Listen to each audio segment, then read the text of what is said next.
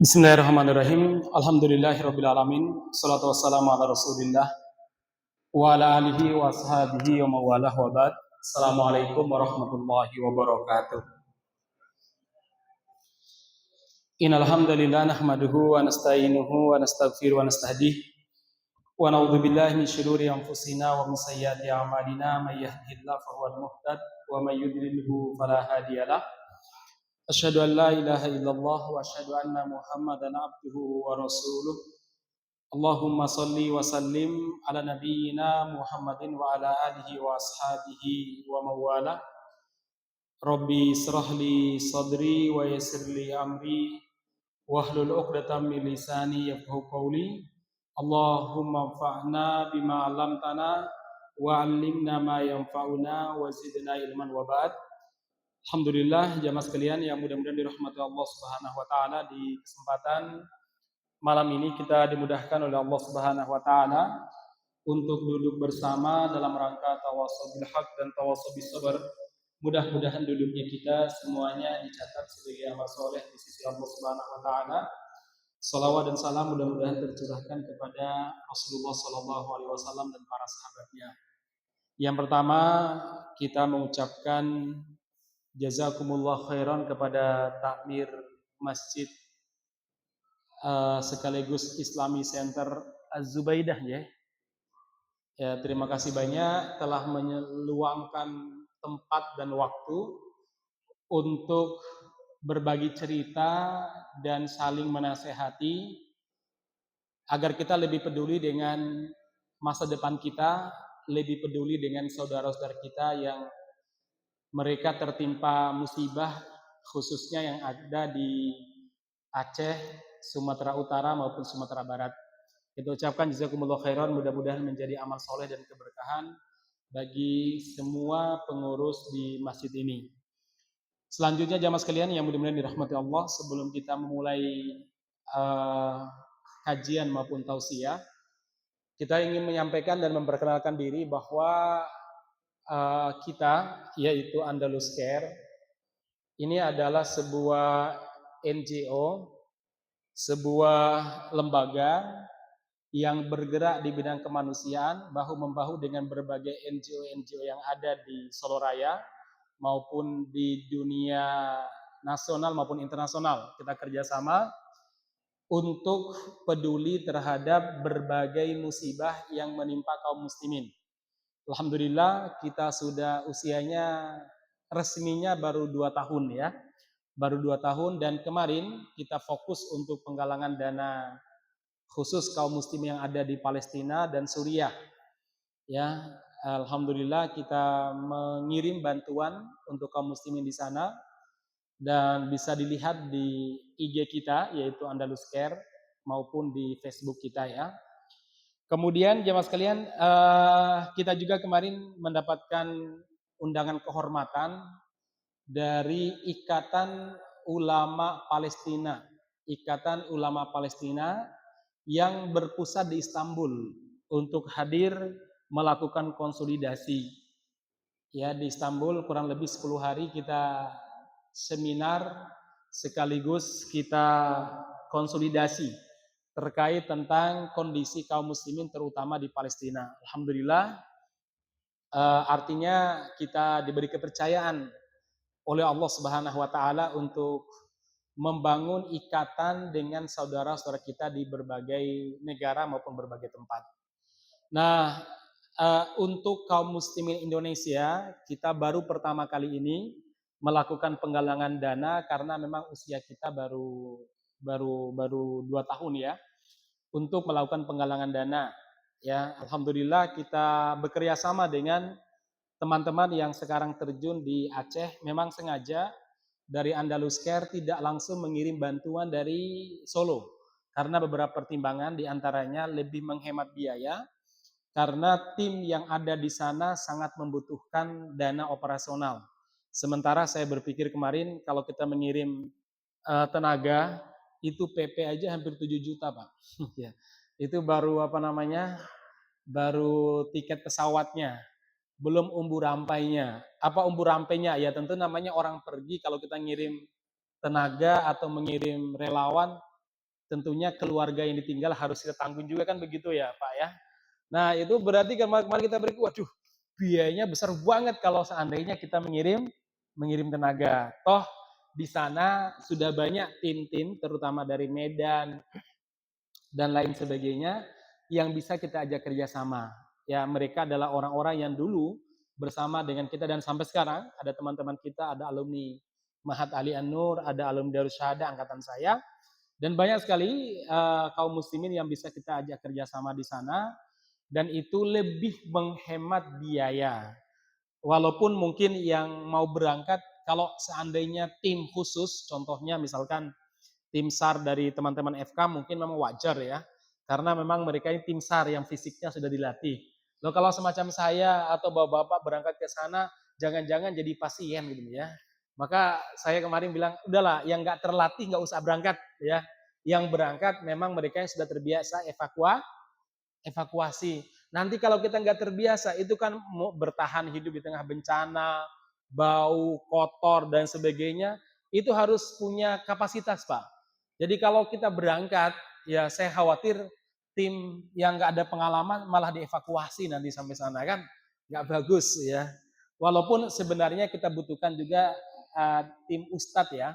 Cuma saya lihat di beberapa tempat karena kita langsung terkoneksi dengan teman-teman di sana, sudah banyak juga ustadz-ustadz di sana ya.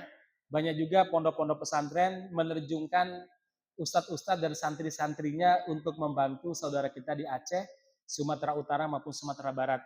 Jadi kita lihat jemaah sekalian, yang dibutuhkan sekarang selain daripada tenaga lapangan, yang paling dibutuhkan adalah bantuan yang sifatnya finansial. Itu yang paling dibutuhkan oleh saudara-saudara kita di sana. Ya, seperti apa? Seperti makanan, pakaian, kemudian tentu uang saku untuk melanjutkan kehidupan mereka. Saya kemarin telepon teman saya Ustadz ya, yang dulu bersama saya di pondok ya, satu bangku, satu piring kalau makan ya. Itu beliau punya pondok, pondoknya 7 meter sampai 8 meter terendam. Saya tanya, Ustadz yang dibutuhkan apa? Dia bilang, Alhamdulillah untuk bertahan sekedar makan ada. Yang kita butuhkan sekarang hal-hal yang sifatnya pribadi ya. Contohnya apa? Contohnya tadi ya, gas ya, kemudian pakaian dan lain sebagainya. Kalau makanan ya bisa kita butuhkan juga. Tapi kita butuhkan juga lebih daripada itu untuk bisa berjalannya pondok pesantren karena sudah sangat kasihan santri-santri sudah libur hampir 1 bulan dan itu sangat berat bagi orang tua mereka libur 1 bulan terus mau ngajar di mana. Nah itu jemaah sekalian ya, jadi sedikit cerita tentang Andalus Care. Alhamdulillah kita sudah mengirim bantuan ke Suriah dan Palestina sudah berkali-kali ya. Kalau Palestina ini sudah puluhan kali kita kirim. Ya cuma untuk Indonesia baru bulan ini ataupun baru peristiwa ini kita terlibat langsung ya. Karena saya melihat butuh yayasan atau butuh apa namanya ini komunitas yang menggerakkan kaum muslimin karena saudara-saudara kita di Aceh sangat membutuhkan. Itu poin pertama jemaah sekalian. Nah, saya ingin mulai dari sebuah pertanyaan. Bapak-bapak, ibu-ibu yang mudah-mudahan dirahmati Allah Subhanahu wa taala. Mulai dari sebuah pertanyaan yang kita sampaikan limada. Kenapa kita peduli dengan saudara-saudara kita di Aceh? Kenapa kita perlu membantu mereka? Jemaah sekalian yang mudah-mudahan dirahmati Allah Subhanahu wa taala, yang pertama kita perlu sampaikan yang terkena dampak daripada peristiwa ini hampir 90% semuanya adalah umat Islam. Saudara kita seagama, saudara kita sama-sama umat Nabi Muhammad SAW. Saudara kita jemaah sekalian. Apalagi kalau kita lihat pondok pesantren yang terkena banyak sekali. Dari teman saya saja, maksudnya yang sealma mater dengan saya di pondok pesantren ya, itu pondoknya yang kena itu 2. Ya, satu namanya Al Hidayah, yang kedua namanya Darul Mukhlisin. Itu semuanya kena. Jadi otomatis ustadz-ustadznya terkena dampak, demikian juga pesantrennya terkena dampak, sehingga 100% aktivitas belajar mengajar dihentikan sudah hampir 1 bulan ini jamaah sekalian. Maka saudara sekalian mudah-mudahan dirahmati Allah Subhanahu wa taala, bagaimanapun mereka yang terkena dampak ini adalah umat Islam. Jangankan umat Islam, orang kafir saja, binatang saja yang tertimpa bencana itu kalau kita nggak peduli itu disiksa oleh Allah Subhanahu wa taala, dan bentuk kepedulian kita terhadap yang terdampak musibah walaupun sekedar binatang itu akan menjadi amal soleh yang luar biasa. Bapak-bapak, jemaah sekalian mudah-mudahan dirahmati Allah Subhanahu wa taala, dalam sebuah hadis Rasulullah Shallallahu alaihi wasallam pernah bersabda, "Dakhalatin naru dakhalati mar'atun nara bihiratin habasatha la hiya at'amatha wa la hiya arsalatha ta'kulu min hasishatil ardi." Rasulullah mengatakan, dulu pada zaman Bani Israel ada seorang wanita masuk neraka gara-gara seekor kucing. Gara-gara seekor kucing. Kucing itu dia kurung, tidak dia kasih makan, tidak juga dia lepas supaya mencari makan sendiri. Akhirnya dia disiksa oleh Allah di hari kiamat, disiksa dengan azab di neraka gara-gara zalim kepada seekor kucing. Seekor kucing. Sementara yang terjadi di sana jemaah sekalian bukan kucing. Binatang besar, ada gajah, ada badak, dan yang lebih luar biasa lagi yang terdampak adalah umat manusia. Umat manusia yang sekarang angka kematian yang ditemukan, maksudnya yang ketemu, itu sudah di atas 1.000. Tentu sisanya masih ada ratusan, masih dalam pencarian. Jemaah sekalian, mereka adalah saudara kita. Mereka adalah muslim sebagaimana kita. Ya, tadi ya, jangankan muslim, manusia saja perlu kita peduli, binatang saja perlu kita peduli. Masyaallah muslimin yang mudah-mudahan dirahmati Allah Subhanahu wa taala. Jadi, ketika saudara-saudara kita yang tertimpa bencana tersebut, kita tidak peduli, saya khawatir kita termasuk orang-orang yang disebut oleh Rasulullah Shallallahu alaihi wasallam dalam sebuah hadis. Rasul mengatakan, "Man khodalam ro'an musliman", siapa yang menelantarkan seorang muslim fi mautinin, di saat di tempat tuntahaku fi hurmatu, kehormatannya diinjak-injak, harga dirinya dinodai, artinya dia butuh bantuan, dia menelantarkannya padahal dia bisa membantu dengan ya infak 100.000, 50.000, 10.000, dia bisa memberikan bantuan, tapi dia tidak mau membantu sama sekali, tidak mau membantu sama sekali, maka Allah hukum dengan hukuman yang luar biasa. Apa? Illa khadalahullah, Allah pasti akan menelantarkan dia di saat dia membutuhkan pertolongan Allah Subhanahu wa taala. Saya ulang lagi, Allah akan menelantarkan dia di saat dia membutuhkan pertolongan Allah Subhanahu wa taala. Jadi jemaah sekalian, menolong saudara-saudara kita yang terdolimi atau saudara kita tertimpa musibah itu bagian daripada kepedulian terhadap masa depan kita. Kepedulian terhadap masa depan kita. Makanya Rasulullah mengatakan sebaliknya, "Wa man nasara musliman", siapa yang menolong saudara muslimnya di saat kehormatannya diinjak-injak, harga dirinya dinodai, dia tolong, maka nasarahullah, Allah pasti akan menolong dia di saat dia membutuhkan pertolongan Allah Subhanahu wa taala. Subhanallah. Saya dalam kehidupan ini Bapak-bapak, ini sedikit cerita ya. Wa amma bi ni'mati rabbika fahadis. Terkadang saya berpikir ya, kalau seandainya pakai logika manusia, hidup kita ini sangat sulit sekali. Kadang butuh ini, butuh itu. Kadang saya bepergian, istri sakit. Kadang saya nggak di rumah, saat itu anak butuh diantar ke tempat pengobatan dan lain sebagainya. Subhanallah, ada saja tangan-tangan yang soleh, tangan-tangan yang baik yang membantu. Terkadang saya berpikir, kok bisa ya orang membantu saya di saat-saat saya sulit?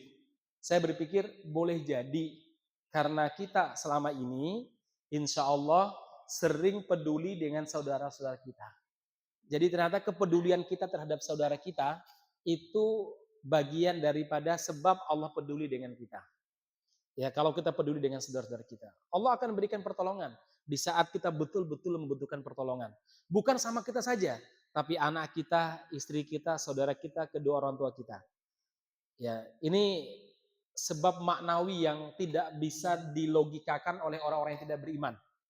Ini hanya bisa dipahami oleh orang-orang beriman. Bahwa membantu saudara kita itu sebab Allah menolong kita. Nah, jemaah sekalian, hadis lain Rasulullah Shallallahu Alaihi Wasallam pernah bersabda, Innama tunsoruna, kalian itu ditolong oleh Allah Subhanahu Wa Taala bidu'afaikum, karena orang-orang lemah di antara kalian. Selagi Allah itu menolong kalian karena adanya orang-orang lemah di antara kalian. Wabidakwatihim, karena doa-doa yang mereka panjatkan. Wasolatihim, karena solat yang mereka tunaikan. Wa ikhlasihim, dan keikhlasan yang mereka miliki. Jadi jemaah sekalian, Allah tuh menolong kita nggak selamanya karena perbuatan kita langsung, tapi karena kepedulian kita kepada orang-orang lemah. Dan hari ini kita lihat orang di Aceh yang terkena dampak banjir itu bukan lagi lemah, selemah-lemahnya orang jemaah sekalian. Mereka nggak punya tabungan. Anda bayangkan satu rumah habis, satu kampung habis, usaha yang mereka miliki juga habis. Ya, jadi mereka adalah orang yang sangat lemah. Mereka adalah orang yang sangat membutuhkan hari ini. Yang ada di dekat kita. Selain kita peduli dengan Palestina, selain kita peduli dengan Sudan dan lain sebagainya. Saya kemarin ngobrol sama istri. Cerita, istri kan mau bayar zakat mal. Saya bilang, ini zakat malnya jangan dibayarkan kepada orang-orang sekitar kita saja. Hari ini saya lihat yang paling membutuhkan adalah saudara-saudara kita di Aceh. Istri bilang, loh mereka masuk apa, Bi? Dari 8 orang yang berhak mendapatkan zakat mal. Ya hampir semuanya saya bilang. Ya, mereka adalah satu bagi yang di pesantren fisabilillah. Karena mereka belajar untuk agama Allah Subhanahu wa taala. Jadi kalau kita memberikan bantuan kepada pesantren yang terkena dampak sekarang dan mereka adalah orang-orang yang menghafal Quran, belajar menurut pendapat Yusuf Al-Qaradawi, demikian juga Syekh Utsaimin, ini ulama-ulama besar abad kontemporer, itu termasuk fisabilillah. Jadi mereka berhak mendapatkan zakat mal kita, zakat harta kita. Fisabilillah. Yang ketiga, mereka fuqara, fakir, miskin. Mereka fakir, mereka miskin ya Mas kalian. Kenapa? Lah itu, ya. Kefakiran mereka habis semua usahanya. Anda bayangkan toko mereka habis. Kemudian rumah mereka juga hancur. Kalaupun seandainya masih ada rumahnya, mereka harus menggali 1 meter lumpur atau 1,5 lumpur bercampur dengan kayu gelondongan. Dan rumah mereka belum tentu bisa dipakai seutuhnya. Tentu ada yang rusak, belum barang-barang dalamnya. Saya kadang bayangkan, ya Allah, ini ada teman alumni Mahat Ali An-Nur juga, sampai sekarang cerita. Ya sekarang masih tidur di tenda-tenda. Istrinya, anaknya, dan lain sebagainya. Tidur. Ini tenda kaum laki-laki, itu tenda perempuan. Belum bisa tidur bersama dengan keluarga. Jadi kadang tidur di atas tumpukan, di atas tumpukan pakaian bantuan, di atas tumpukan kardus dan lain sebagainya. Ada juga yang tidur di jalan. Dan tentu sekarang lebih mengerikan lagi karena mayat-mayat, demikian juga bangkai hewan sudah membusuk, sudah mengeluarkan bau. Saya juga bisa membayangkan bagaimana beratnya menjadi menjadi relawan ini, berat juga jamaah sekalian. Maka perlu kita bantu juga. Nah, saudara sekalian yang mudah-mudahan dirahmati Allah Subhanahu wa taala. Jadi ini poin pertama yang perlu kita sampaikan, bahwa dukungan kita kepada mereka ini termasuk fisabilillah. Gak usah ragu-ragu, fisabilillah. Terutama ini adalah pesantren jamaah sekalian. Saya kadang bayangkan yang paling berat itu pesantren. Kalau mungkin masyarakat, mudah-mudahan bantuan dari pemerintahan terus turun. Walaupun kita juga masih berharap mudah-mudahan pemerintah membuka bantuan dari luar negeri. Karena hari ini ada beberapa bantuan dari luar negeri seperti Brunei maupun Malaysia masih tertahan karena belum mendapatkan izin dari saudara-saudara kita di pemerintahan. Mudah-mudahan seperti itu ya, mendapatkan izin dari pemerintahan. Dan kita juga berdoa, mudah-mudahan pemerintah segera menetapkan ini sebagai bencana nasional. Ya, segera ini karena berat sekali jemaah sekalian. Sehingga saudara-saudara kita itu bisa mendapatkan bantuan yang layak. Hari ini memang banyak bantuan dari berbagai macam ormas, dari berbagai komunitas dan lain sebagainya. Nah, ma'asyiral muslimin yang mudah-mudahan dirahmati Allah Subhanahu wa taala, itu yang pertama terkait tentang kepedulian kita kepada mereka, insya Allah bagian daripada kepedulian kita terhadap masa depan anak-anak kita. Ini satu. Yang kedua, jamaah sekalian, ketika kita menolong orang-orang lemah di antara kita, insya Allah Allah Subhanahu wa taala akan menolong kita. Rasul yang bersabda tadi ya, innamatun soruna bidu'afaikum. Kalian ditolong oleh Allah karena ada orang-orang lemah di antara kita. Jadi pandangan seorang muslim ketika melihat ada saudaranya dalam kondisi lemah secara ekonomi atau lemah secara fisik, jangan dilihat sebagai beban. Lihatlah itu sebagai pintu atau gerbang yang Allah bukakan kepada kita supaya Allah bisa menolong kita. Kita bantu semaksimal kemampuan kita. Iya, bantunya misalkan cuma 10.000, kasih 10.000. Bantunya cuma ngantar dari rumah ke dokter, ya bantulah. Seringkali kita itu melihat orang yang tertimpa bencana ataupun lemah di sekitar kita, lemah ekonomi, lemah fisik, itu sebagai beban bagi kita. Sehingga melihatnya itu udah pusing kita nih ya. Wah, kudu ngantar, wah kudu nungguin di mana? Di rumah sakit dan lain sebagainya. Maka mindset ini perlu kita ubah. Ketika kita melihat saudara kita itu lemah, lihatlah, oh ya, ini Allah bukakan pintu ibadah bagiku. Apa? Aku dibukakan pintu untuk menolong dia. Sehingga Allah Subhanahu wa taala menolongku. Tadi ya, kalian ditolong karena lemahnya kalian. Orang-orang lemah di antara kalian. Doa orang-orang lemah. Boleh jadi bapak-bapak sekalian. Kita dijauhkan dari bencana ini. Karena mungkin Solo Raya termasuk wilayah yang sangat peduli. Yang sangat peduli dengan berbagai bencana yang menimpa kaum muslimin di dunia ini. Saya menyaksikan sendiri. Solo ini Masya Allah, ini kita bersyukur tinggal di Solo Raya Pak. Ya. Solo Raya ini.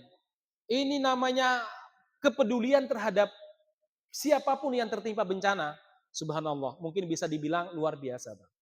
Ya, penggalian dana, NGO kemanusiaan paling banyak selain Jakarta mungkin itu Solo. Ya.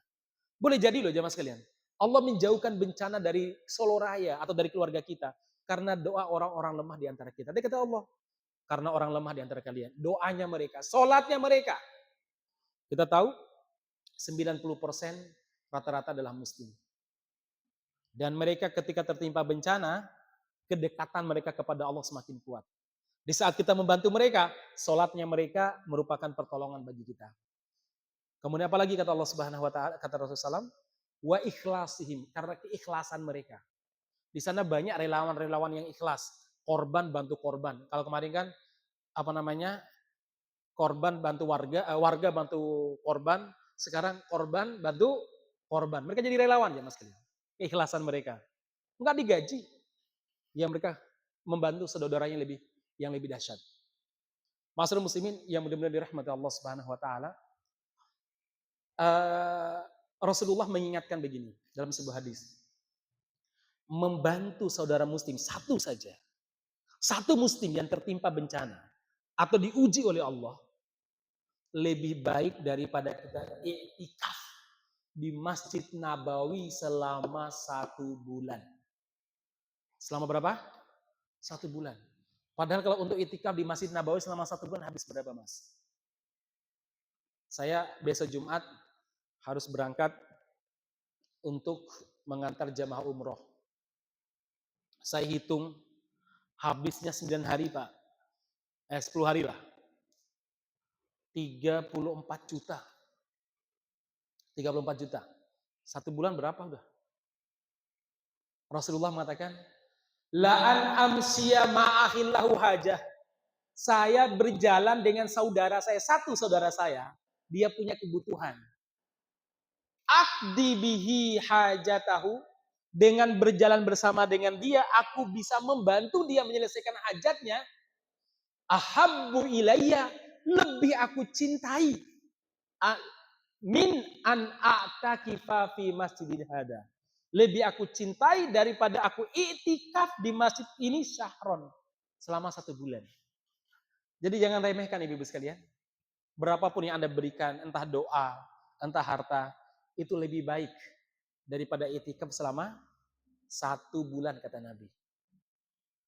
Ini luar biasa ya. Membantu mereka. Demikian juga kepada tim. Ya, tim Andalus Care. Adik-adik ini ya. Anda capek koordinasi ya. Ya, bahkan mungkin harus ke sana kemari sejak pagi, sejak kemarin koordinasi, cetak ini, cetak itu. Ingat, saat kita berjalan, jadi ini bukan sekedar tugas kemanusiaan, tapi ini juga saat kita berjalan, membantu saudara kita, satu orang saja, itu lebih dicintai oleh Rasulullah daripada etika di Masjid Nabawi selama berapa? Selama 1 bulan. Padahal sholat di Masjid Nabawi berapa? Berapa Pak pahalanya? Kalau di Masjidil Haram 100.000. Masjid Nabawi berapa? 1.000. Kalau seandainya dia 5 kali sehari sholatnya, udah berapa itu? 5.000. Belum sholat sunnahnya, belum sholat sholat tahajudnya. Subhanallah, dikalikan 1 bulan. Itu pahala yang Anda dapatkan jemaah sekalian. Dari membantu orang. Itu satu. Bagaimana kalau yang menerima harta kita lebih daripada satu? Ada ustadz, ada guru ngaji, ada tokoh masyarakat mungkin. Ada satu keluarga yang isinya berapa anak. Inilah kita lihat jemaah sekalian. Yang terakhir, ini gak usah panjang-panjang kalau kajian kayak gini ya. Saya ingin sampaikan satu terakhir jemaah sekalian. Apa itu? Rasulullah Shallallahu Alaihi Wasallam pernah bersabda, "Man nafasa an mu'minin kurbatan min kurabid dunia." Barang siapa yang meringankan derita seorang muslim, meringankan derita seorang muslim, ya, satu saja, maka Allah akan meringankan derita dia kelak di hari kiamat nanti. Satu muslim kita ringankan deritanya di dunia, maka Allah akan meringankan satu derita kita kelak di hari kiamat nanti. Diringankan oleh Allah Subhanahu wa taala. Dan ini sebuah, sekali lagi, amal yang luar biasa. Membantu seorang muslim itu sebuah ibadah yang luar biasa. Ya. Dalam sebuah riwayat Rasulullah juga pernah ditanya, ya Rasulullah, ayyunas ahabbu ilallah, manusia mana yang paling dicintai sama Allah? Rasulullah Shallallahu Alaihi Wasallam mengatakan, anfa'uhum linnas, manusia yang paling bermanfaat bagi manusia lainnya. Atau kata Rasul, ketika ditanya lagi, ya Rasulullah, amal apa yang paling dicintai oleh Allah Subhanahu Wa Taala? Ya, amal apa yang paling dicintai oleh Allah Subhanahu Wa Taala? Rasul mengatakan, sururun tudkhilu fi qulubil mu'minin, yaitu rasa gembira yang kamu berikan dalam hati orang-orang beriman. 90% yang kena musibah orang-orang beriman. Saat kita membahagiakan mereka dengan sedikit bantuan dari kita, itulah amal yang paling dicintai sama Allah. Atau kata Rasul, atau kamu membantu dia takdilahu hajatahu. Kamu membantu seorang muslim untuk menyelesaikan hajatnya. Udah membahagiakan, menyelesaikan hajatnya. Atau kata Rasul, membantu seseorang untuk menaikkan barangnya di atas kendaraannya. Ada orang naik bawa motor atau bawa mobil, dia punya barang, kita bantu naikkan. Kata Rasul termasuk perbuatan yang paling dicintai sama Allah Subhanahu wa taala. Sementara yang kita lakukan sekarang tiga-tiganya. Membahagiakan, kemudian kita menunaikan hajat mereka, kemudian kita bukan lagi menaikkan barang mereka di atas kendaraan. Tapi apa? Kita bantu mereka memberi makan. Ya. Memberi makan kepada mereka jemaah sekalian. Jemaah sekalian yang mudah-mudahan dirahmati Subhanahu wa taala, insyaallah dengan bantuan yang kita berikan ini, insyaallah mudah-mudahan saya dan antum semua yang termasuk orang yang membantu, itu kita tidak akan termasuk orang yang yukadzibu biddin, mendustakan agama. Orang mendustakan agama itu bukan orang yang enggak sholat. Ya. Iya, sholat, tapi dia lalai. Orang yang mendustakan agama itu disebutkan oleh Allah Subhanahu wa taala, wala yahuddu ala ta'amil miskin. Tidak mengajak orang, tidak mengkoordinasi orang-orang, dan tidak juga mau memberi makan kepada orang miskin. Kalau dia nggak punya harta, minimal mengajak orang lain. Kalau dia punya harta, ngajak sekaligus membantu. Sehingga kita bebas dari apa? Bebas daripada yukadzibu biddin. Me, mendustakan agama kita. Jadi mendustakan agama itu dengan cara apa? Dengan cara amal. Ya, amalan orang tidak peduli itu mendustakan agama. Sebaliknya, kalau kita membenarkan agama kita, maka kita harus peduli dengan orang-orang miskin. Ma'asyiral muslimin yang mudah-mudahan dirahmati Allah Subhanahu wa taala, ini beberapa hal yang perlu kita sampaikan. Untuk sementara kita tidak menerima bantuan yang sifatnya barang ya, karena kita sudah kalkulasi kalau bawa barang itu berat sekali Pak. Dari sini ke Sumatera itu menghabiskan luar biasa kan, ya apa namanya biaya dan sebagainya. Maka kemarin saya tanya teman-teman di sana, ya yang paling kita butuhkan memang dana bisa belanja di Medan. Toh di Medan dengan harga di Aceh, harga di Solo hampir sama bahkan lebih murah di Medan. Karena Medan termasuk salah satu kota besar di Indonesia dan saya beberapa kali ke Medan. Memang murah-murah Pak di sana insya Allah. Baik jemaah sekalian, saya kira ini yang perlu disampaikan malam ini sebagai bentuk kepedulian. Jadi harapan kita bukan sekedar berhenti di sini dan berhenti pada Anda. Tolong ceritakan kepada orang-orang di sekitar Anda dan nanti mungkin kita akan titipkan semacam apa namanya, Thomas, ya untuk dibagikan kepada teman-teman yang butuh lah ya. Dan di situ ada nomor kontak tim kami juga. Insya Allah siap menjemput dan siap bekerja sama dengan masjid-masjid sekitar Siwal dan Solo Raya untuk menggalang dana bagi kaum muslimin yang ada di Aceh. Saya kira itu sebagai penyemangat bagi kita semuanya. Waktu saya serahkan kepada beliau